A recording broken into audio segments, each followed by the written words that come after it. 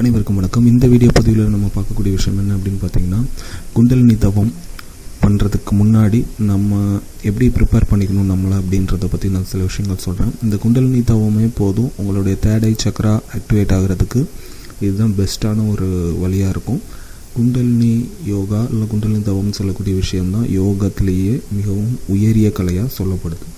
இந்த குண்டலினி யோகா படிக்கணும்னா முன்னாடி காலத்தில், அதாவது நம்ம சித்தர்கள் ரிஷிகள் காலத்தில் என்ன பண்ணணும் அப்படின்னா, நம்ம போய் ஏதாவது ஒரு சித்தர்கிட்டையோ ரிஷிகிட்டையோ போய் சீடனாக ஜாயின் பண்ணிடணும். அவங்க கிட்டத்தட்ட ஒரு 12-13 வருஷத்துக்கு அப்புறம் தான் நமக்கு இந்த விஷயத்த, அதுவும் அவங்க நினச்சாங்க அப்படின்னா நமக்கு சொல்லிக் கொடுப்பாங்க.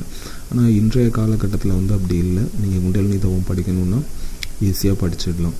ஆனால் அதை படிக்கிறதுக்கு ஏன் அவங்க 12 வருஷம் எடுத்துக்கிட்டாங்க, ஏன் அந்த ரிஷிகள் உடனே சொல்லிக் கொடுக்கல அப்படின்னா, இந்த குண்டலினி தவம் யார் படிக்கிறாங்களோ, யாருக்கு இந்த விஷயங்கள் தெரியுதோ, அவங்க இந்த உலகத்தை தப்பாக வழி நடத்திடக்கூடாது, இல்லைனா அந்த சக்தியை தப்பாக யாருக்கும் யூஸ் பண்ணிடக்கூடாது அப்படின்றதுனால அவங்க பயந்தாங்க. அதனால தான் அவங்க கிட்டத்தட்ட 12 வருஷம் வரைக்கும் எடுத்துகிட்டு அப்புறம் சொல்லிக் கொடுத்தாங்க. இன்னொரு விஷயம் என்னென்னா, அந்த 12 வருஷத்தில் என்ன பார்த்தீங்க அப்படின்னா, அந்த சீடனோட அந்த உடலை அந்த குண்டலினி தவம் பயில்றதுக்கு ப்ரிப்பேர் பண்ணிவிடுவாங்க. அதுக்கப்புறம் தான் அவங்க அதை சொல்லிக் கொடுப்பாங்க. ஆனால் இன்றைக்கி பார்த்திங்க அப்படின்னா, நம்ம இன்றைக்கி நான் குண்டலினி தவம் கற்றுக்கணும் அப்படின்னா, நீ காசு கொடுத்தா உடனே நான் போய் படிச்சுட்டு வந்துடலாம். ஆனால் அதை படிச்சுட்டு அதோட யூஸ் நம்ம ஃபுல்லாக அனுபவிக்கணும் அப்படின்னு நினச்சிங்கன்னா, நம்ம சில விஷயங்கள் பண்ணால் மட்டும்தான் அது நடக்கும். அது என்ன மாதிரியான விஷயங்கள் அப்படின்னா, முதல்ல நம்ம சொல்கிறத நம்ம உடம்பு கேட்கணும்.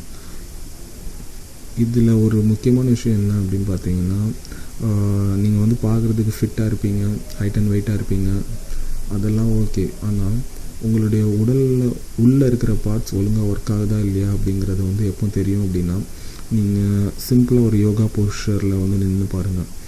யூடியூப்பில் ஏதாவது ஒரு யோகா பொசிஷன் எடுத்துக்கோங்க, ஜஸ்ட் நின்று பாருங்கள். ஒரு 10-15 செகண்ட் மேலே உங்களால் நிற்க முடியாது. மிஞ்சி போனால் ஒரு 2 மினிட்ஸ் வரைக்கும் ட்ரை பண்ணி பாருங்கள். உங்களால் அந்த பொசிஷனில் நிற்க முடியாது. என்னென்னா மூச்சு வாங்கும், கை கால் வலிக்கும், திடீர்னு ஒரு மாதிரி கையில் ரத்த ஓட்டம் வராத மாதிரியான ஒரு ஃபீல் வரும்.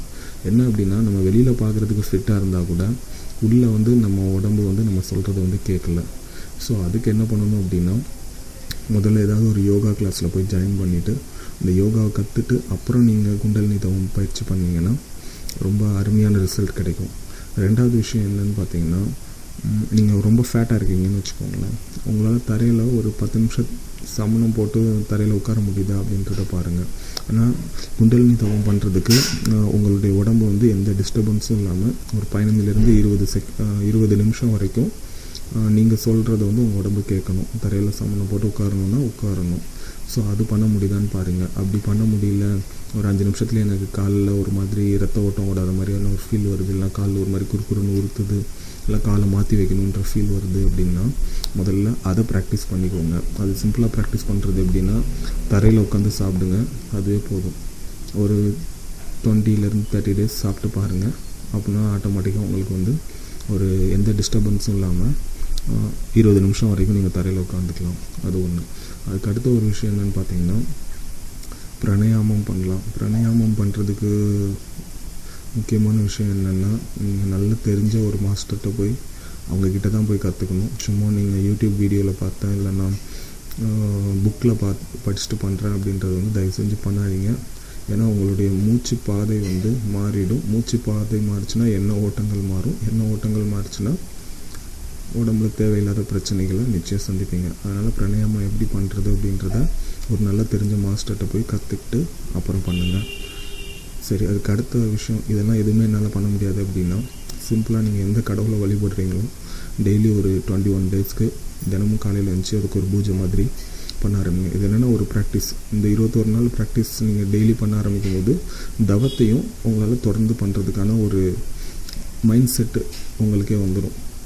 அதுக்காக தான் இதெல்லாம் பண்ண சொல்கிறேன். ஏன்னா கடவுள், நம்ம வணங்குற கடவுளுக்கும் தவத்துக்கும் பெரிய சம்மந்தம் கிடையாது.